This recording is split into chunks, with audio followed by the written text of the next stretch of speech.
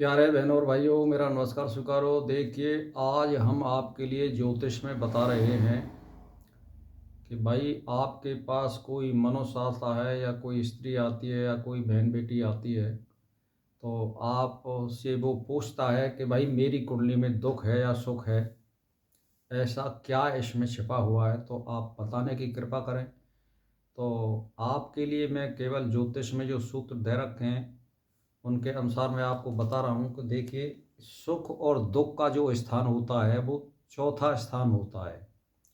जन्म लगन से चौथा स्थान सुख का स्थान होता है। यदि मान लीजिए सुख स्थान में बुध, शुक्र और गुरु ये तीनों हों और इन पर कोई अशुभ ग्रह की दृष्टि ना हो, तो ये सर्वश्रेष्ठ सुख प्राप्त करेगा व्यक्ति। और यदि मान लो इनमें से एक ग्रह चौथे स्थान में जैसे गुरु है और अशुभ ग्रह की दृष्टि है, तो मिश्रित फल मिलेगा उसके लिए। और मान के चलिए कि चौथे स्थान में कर्क राशि है और कर्क राशि में गुरु उच्च का बैठा हुआ है और इसको कोई शुभ ग्रह देख रहा है, यानी बुध या शुक्र या फिर चंद्रमा ही इसको देख रहा हो, तो ये सर्वश्रेष्ठ सुख प्राप्त करेगा।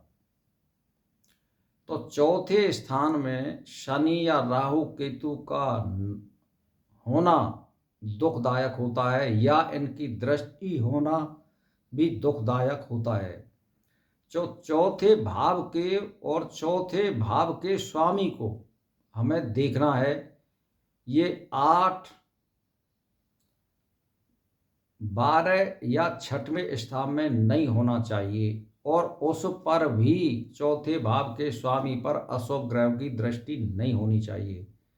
तो ये इस तरह हम इसकी गणना कर सकते हैं और देख सकते हैं। ये मैं जन्म लगन के अनुसार बता रहा हूँ। अब इसमें एक सप्तवर्ग कुंडली बनती है, एक 10 वर्ग कुंडली बनती है। 10 वर्ग कुंडली में चतुर्थांश जो होता है उसका एक चक्र बनता है, तो मैं उसके अनुसार बता रहा हूँ।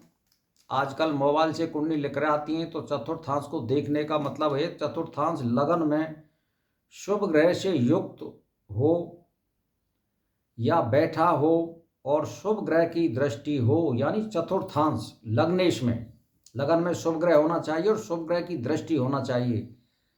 तो जातक भाग्यशाली, सद्गुणी और धनवा अनुरागी होगा वो।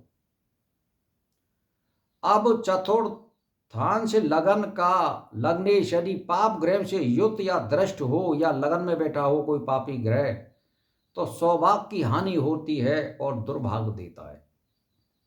यदि चतुर्थांश लगनेश नवम भाव में स्थित हो, ऐसा व्यक्ति सौभाग्यशाली और उसे प्रसिद्धि मिलती है, उसे मान और सम्मान में वृद्धि होती है। यानी चतुर्थांश जो दशमांश जो लगन होती है उसके अनुसार बता रहा हूं मैं। जन्म लगन का मैंने बता दिया। अब ये सूक्ष्म रूप है।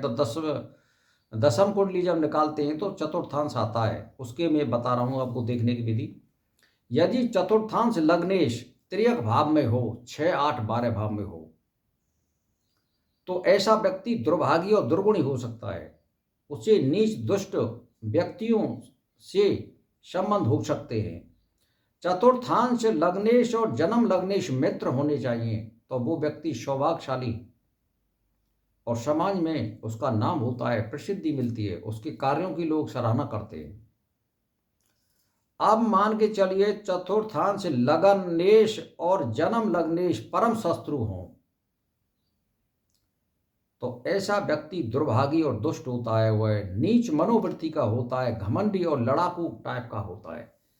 तो ये आपको योग क्यों प्राप्त होते हैं? तो भाई और बहनों, पूर्व जन्म के पाप और शुभ कर्मों का ये फल होता है।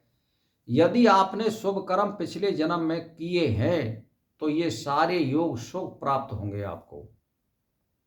और यदि पिछले जन्म में ज़्यादा पाप करे हैं तो फिर यहाँ पर वो गड़बड़ी करेंगे और आपकी मनोवृत्ति को बल देंगे। क्योंकि जन्म कुंडली का मतलब इस जन्म से नहीं है। इस जन्म से इतने फर्क पड़ता है कि कोई ग्रह पापी जो है फल देने को आ रहा है, यानी दुष्ट ग्रह, यानी आपके लिए कोई बहुत बुरा योग बना रहा है, और आप वर्तमान समय में धर्म में रत हैं, शुभ कर्म कर रहे हैं, तो ये निश्चित है 80-90% तक वो कमी कर देगा शुभ कर्म। और यदि मान के चलिए शुभ कर्म फल देने को आ रहा है और इस जीवन में आप पाप कर रहे हैं तो उस फल में कमी हो जाएगी हमारे में। यदि शुभ कर्म कर रहे हैं तो फिर बढ़ के मिलेगा हमें। तो एक ही तारतम्य बैठाना चाहिए कि हमें कभी भी अशुभ कर्म नहीं करें, जिससे अगला पिछला कोई कर्म बिगड़े ही नहीं। एक ही फॉर्मूला है। तो भाई और बहनों, मैंने आपके लिए कुंडली में ये देखने की विधि बताई कि कुंडली में सुख और दुख कैसे देखा जाता है। अब ये शारीरिक और मानसिक दोनों प्रकार का सुख और दुख है, मैंने जो बताया है। तो इस तरह से आप कुंडली देख सकते हैं। जिनको जानकारी नहीं है वो कुछ ज्ञान प्राप्त कर सकते हैं, और जिनकी जानकारी नहीं है, कुछ ज्योतिष के जानकार हैं, वो कुछ जानकारी ले सकते हैं। तो भाई और बहनों, मेरा इसी के साथ नमस्कार स्वीकार हो।